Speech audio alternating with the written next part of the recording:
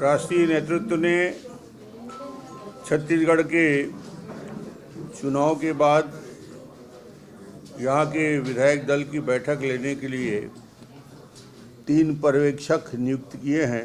अर्जुन मुंडा जी, सोनवाल जी और तीसरा गौतम जी, संगठन के महामंत्री। मुझे लगता है कि ये तीनों पर्यवेक्षक आएंगे और सभी चुने हुए विधायकों से राय मशविरा लेके और उनकी राय के आधार पे केंद्र से सहमति लेकर दल के नेता का चयन की प्रक्रिया को समाप्त करेंगे। मुझे लगता है कि या तो आज या कल ये विधायकों को जानकारी और सूचना प्रेषित कर दी जाएगी उनको यहाँ आने के लिए। आपका नाम फाइनल माना जा रहा है लगभग? नहीं, अभी किसी का नाम फाइनल नहीं हो सकता जब तक राय मशविरा नहीं होगा, विधायकों की राय नहीं जान ली जाएगी, तब तक किसी भी नाम के लेकर अभी सभी नाम चर्चा में है। ये लोकसभा चुनाव आने जो लोकसभा में कोई भी प्रोवाइड कर सकते वो भी दिखा सकते, इस तरह की कुछ हो सकता है? बड़ा लक्ष्य तो ये है कि छत्तीसगढ़ में पिछले बार से बेहतर रिजल्ट यानी 11 में 11 लोकसभा सीट जीते हैं। इस बड़े लक्ष्य को लेकर छत्तीसगढ़ में ये नई सरकार का गठन हो रहा है और हम सबका लक्ष्य यही रहेगा कि सभी सीटों पर भारतीय जनता पार्टी विजयी हो। इस दृष्टि से कार्य योजना बना के काम करेगा जो भी मुख्यमंत्री। नहीं, ये तो पार्टी का निर्देश होता है। पार्टी के और विधायक दल की सभी लोगों की राय मशविरा होता है। जिसका भी नाम तय होगा उसको जवाबदारी दी जाएगी। कांग्रेस ने एक मुद्दा उठाया है, आप लोग पूरे चुनाव तक आपने याद किया, उसके बाद भूल गए?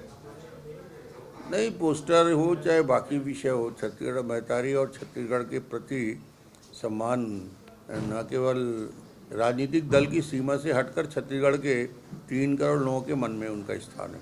ये विधायक दल की बैठक आज अभी तो पर्यवेक्षक के नाम तय हुए हैं, उनके कार्यक्रम बनेंगे, तो या तो कल आ सकते हैं या परसों आ सकते हैं। सर, ये भूपेश बघेल कह रहे हैं।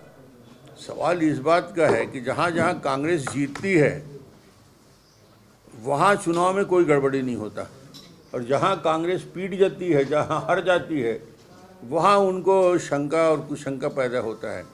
भारतीय जनता पार्टी कोई आपत्ति नहीं। भारतीय जनता पार्टी इस पक्ष में है कि इस आधुनिक युग में नई तकनीक के साथ आगे बढ़ना चाहिए।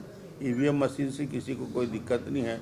ये हार का बहाना ढूंढते हैं, इसलिए भारतीय जनता पार्टी कभी जीत और हार में कभी कारण नहीं ढूंढती।